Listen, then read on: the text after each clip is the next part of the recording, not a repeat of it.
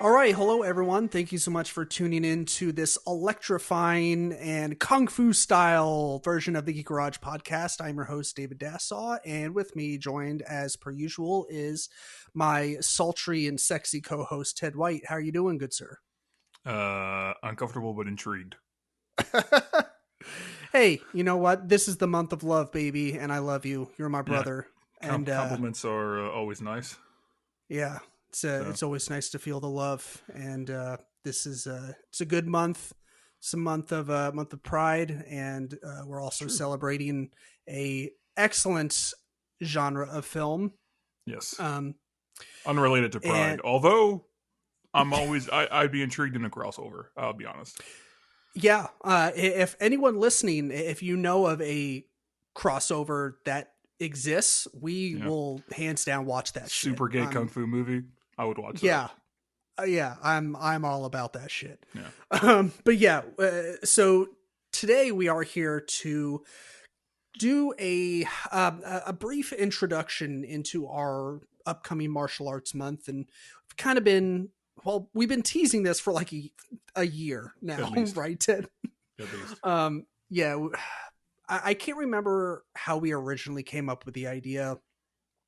I think it was just something that maybe we were tossing around, and then it even came up in like just a random Facebook poll like a year or so ago. Like we got a some sort of idea that our listeners, the three that we had at the time, would appreciate some kung fu movie discussion or just overall martial arts movie discussions, and we're like, that's a good idea. Like we could do that for a theme month, and we, you know, it took us a while to get here, but we are here to fucking deliver finally, and we're excited. Ted, I know you're pumped, right? I am very pumped. This is dope. It's an exciting time. I I'm definitely not as familiar with this genre of film as Ted is. He's very well versed. He can, he'll go on a little bit about it here in just a few minutes. But yeah, you'll hear me say this multiple times from here on out, and you've heard me say it already. It's relatively new to me. I my experience for the most part up until now has been like the three ninjas, or the three ninja as it should be referred, because as I am told in Japanese, there is no plural. And Beverly Hills Ninja. That's basically what I grew up with, which is debatably not martial arts No, movies. there's no debate. So yeah, we're here this month to discuss a wide variety, and I believe the way that we are structuring it. Actually, before we get into all that, doing our usual kind of preamble. Thank you to all of our current subscribers, and a special thank you to those of you that are new. If you just subscribe to the podcast, as Ted likes to say, what are you doing with your life? Why you make the choices that you make? Yep. But which, I mean, is kind of fair, but at the same time, we do appreciate you taking the time to give us a listen, giving us a chance. We know that there's a billion podcasts out there, and it doesn't take much for any podcast to be better than ours, but we do try really, really hard to make this mediocre. I'll say. And we're here on a weekly basis, whether you like it or not. But the great part is you can tune in. We're not holding a samurai sword to your head and be like, you better listen or else. So it's, you do it on your own free will. You waste your own time. Yeah, you gotta subscribe to the Patreon for that kind of treatment. Exactly. So yes, to all subscribers out there, thank you so much for listening. Our followers, we were talking a couple weeks ago, like, seems like Apple has changed their vernacular to possibly follow instead of subscribe. Don't know Yeah, why. They're just because subscribe, people equate subscribe with some kind of subscription or payment service. So, or mm, paid for service, I should say. sure. That makes sense. And plus, like, there's a lot of other apps out there, like especially Spotify. Spotify right now is really trying to make a name for themselves as a go-to platform for all things audio. I think really the only thing they're not doing right now is audiobooks, and I feel like it's only a matter of time before they throw that in as well. So yeah, they I feel like Spotify was one of the first to do like the follow thing, and there's several apps out there that kind of changed it to follow, and so now Apple is, I guess, jumping on that bandwagon. So, but yeah, Ted, are you ready to start talking about this good shit that we got lined up for the next couple weeks? Yes. Cool. Well, you wanna take it from here and give a little bit of explanation as to what our listeners can expect and anticipate and plan for. Absolutely. Sure. So, I think we should get a working definition going for what a martial arts movie is, and more Mm, importantly, what a martial arts movie is not. yeah. So, just because a movie has some martial art in it, that does not make it a martial arts film, right? Hmm. If you're watching a comedy movie that has something intense or scary happening, you wouldn't say just one time. You wouldn't say that's a horror movie, right? Right. Just to have an example. Um, we're calling them martial arts movies because there's so many different subgenres within that. Even similar films, stylistically and thematically, could have very different machinations going on within them. So, um, I'm not 100% sure what we're going to break the categories down into over the next month. I do know that the first one is going to be Kung Fu Hmm. specifically. And we're going to define a Kung Fu movie as something that uses Kung Fu, obviously, Right. um, but in a way that is not fantastical. So, no like high fantasy elements. Um, the time period is pretty flexible. I know typically a lot of people define kung fu movies as something that are a little more modern, so Hmm. not necessarily something set in like ancient China, for example, like you'd Right. find with like a wuxia film. I'm sure we'll do wuxia at some point, which is the more fantastical martial arts film. So think like Crouching Tiger, Hidden Dragon, Hero, Right. things like that, where the characters on screen are doing things that obviously a regular human person could not do. There could also be some magic involved in that, whereas a kung fu film is more grounded in reality.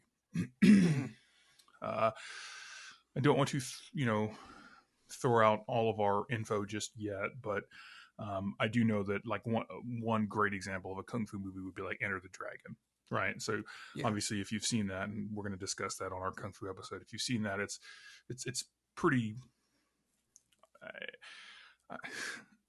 Uh, I would say it's believable rather than realistic, maybe, but it doesn't have the high fantasy elements or any of the fantastical stuff. Whereas Crouching Tiger, Hidden Dragon, or Hero, they're flying through the air, and they have the Hmm. more wire fu type style.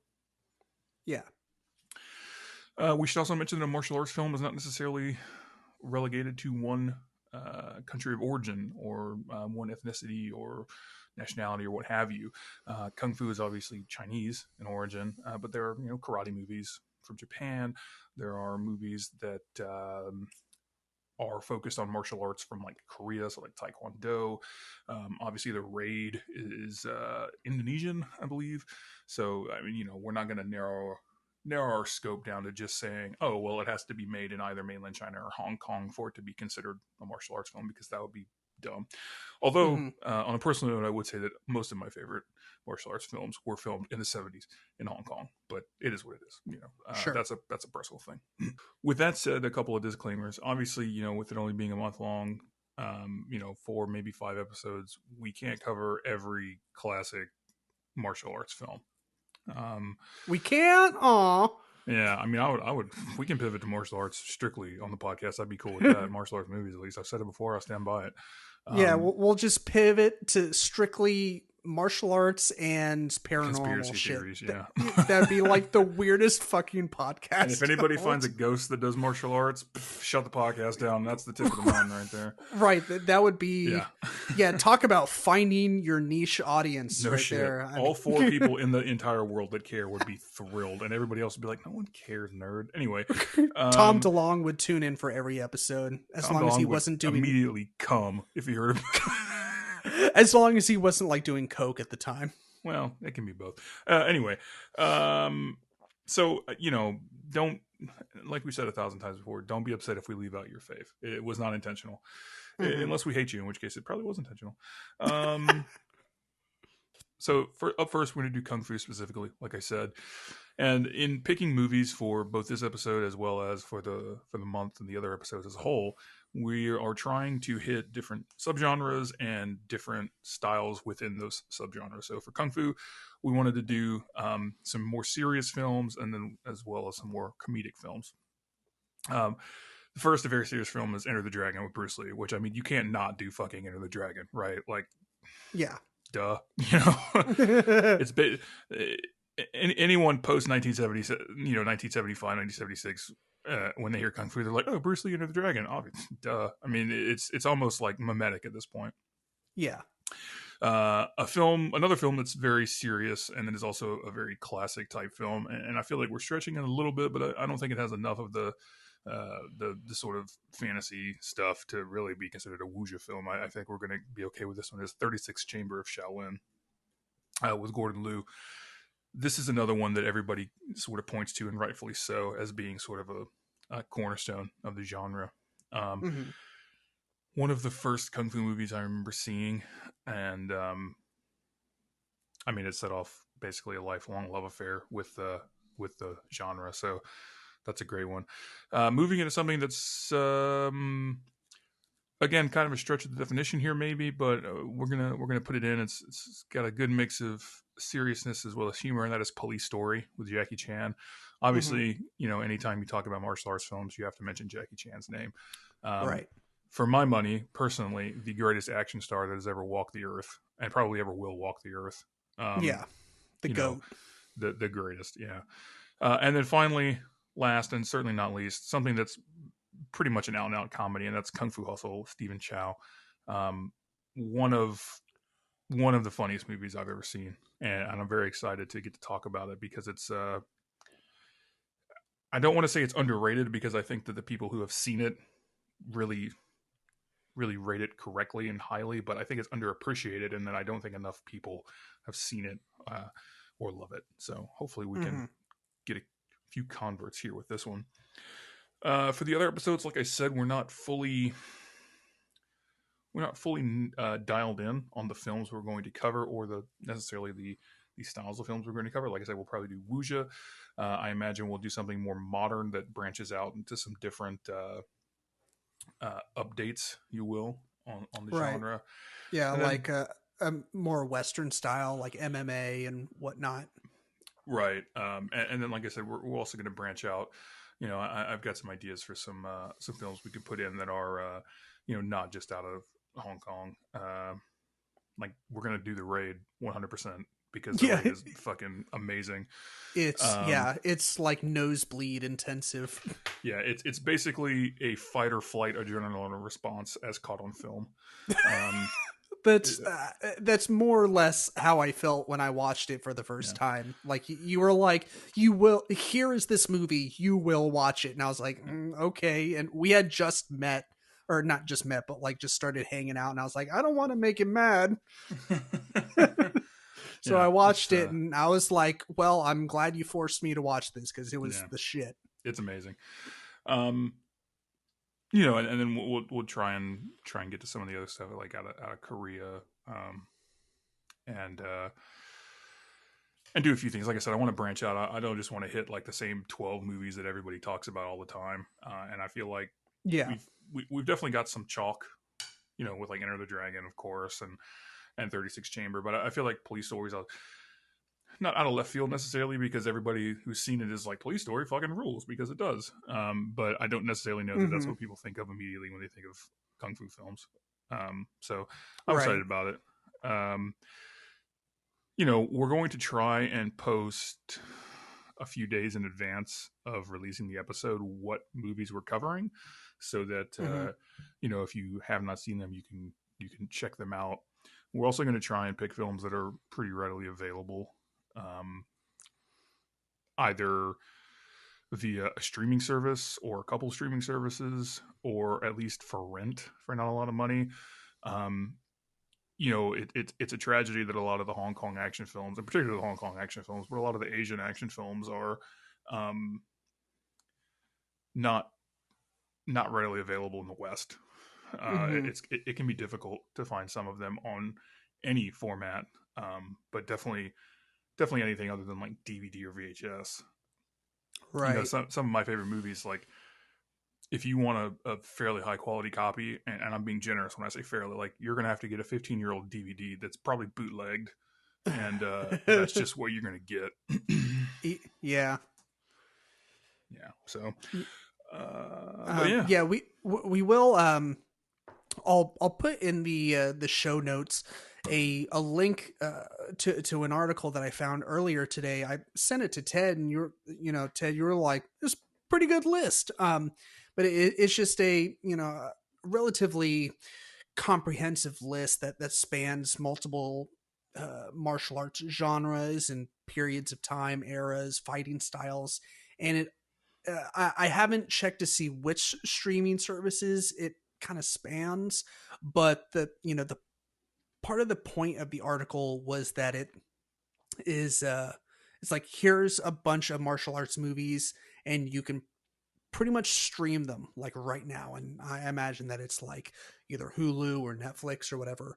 So yeah, I'll definitely post that in the show notes, because a lot of the movies that we'll end up talking about in the upcoming weeks are on this list, so that'll definitely be a good resource for not only me and us, but for you as well. So um, so yeah, there's that.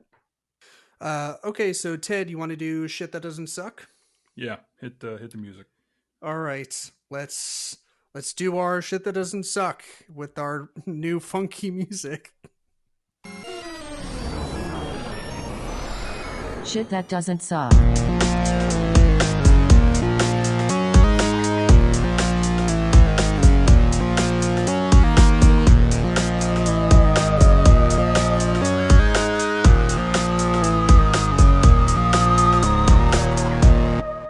All right, so I got a wild hair the other day, and I started revisiting the Alien series. And man, there's like what, five of those movies, and three of them are really, really good. This Or sounds right. six of them, and four of them are really, really good. Or three of them are really good, and one of them's pretty good, and then the other two we don't talk about. Anyway, the first one from 19 Alien and Aliens are both 5 out of 5. Amazing films. And I like that they went from a full on like sci-fi horror film in Alien, which is super effective still.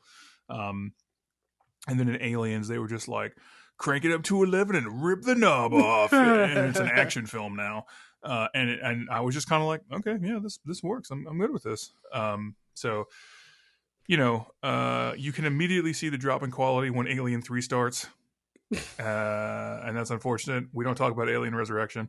Prometheus is also good. I like that movie. I think it's a little underrated personally. Yeah, I Um, liked it too. and then there's Covenant, which is also underrated. I mean, Hmm. do they hold up to the first two? No.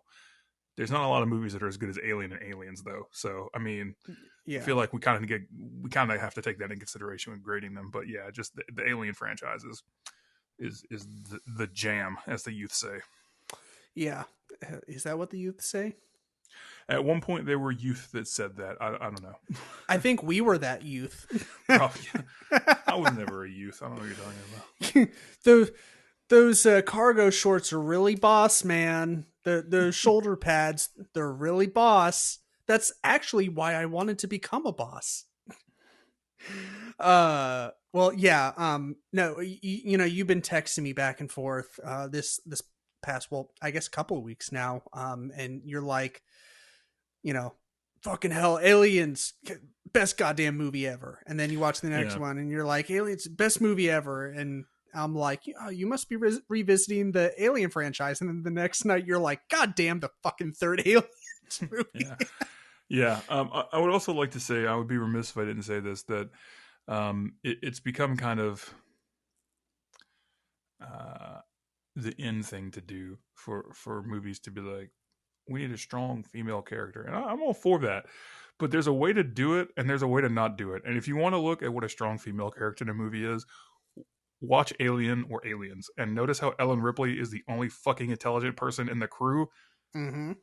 and how she's a boss throughout all the films. Yep. Like, spoiler alert, but in the first Alien movie, like, if they had listened to her, the movie ends like 10 minutes in because they're trying to get the infected people back on. And she's like, no, fuck that. That seems stupid. And she's right. And everything goes to shit immediately. But if they had listened to her, the boss bitch that is Alien Ellen Ripley. Yeah. But my point is, like, if you want to write something with an empowered woman character, don't just make her like boring as shit and all powerful just because she's a woman. But look at characters like Ripley or Sarah Connor for Terminator, or Mm-hmm. there's like a myriad of great women in movies that you could pick from. Don't just make her Rey from Star Wars to sell T-shirts. That's Yeah. my spiel. Yeah, that's definitely wise words. So my shit that doesn't suck this week is a movie that I don't think I've actually revisited this movie since Lindsay and I went to go see it in movie theaters, and that is Judd Apatow's Bridesmaids. Um, and I wanted to go see this movie when it came out, like, despite the fact that it's, a pinnacle chick flick, but Judd Apatow was gaining a lot of traction at that point in time as a comedic director, and I was a huge fan of pretty much all of the movies that he did. So I wanted to go see it, and holy shit, I forgot how fucking funny this movie is. Like, I was watching it while making breakfast the other day. I think it was like Saturday morning. I was like trying to get everything made before the kids got up, and I was down there like it was like 7 in the morning because what is sleeping in now? Like my body's just like sleeping in. Fuck that noise. Like you're gonna wake up now, bitch. And so I was just down there making pancakes, and I was like laughing my fucking ass off, like watching this movie. It is so fucking funny.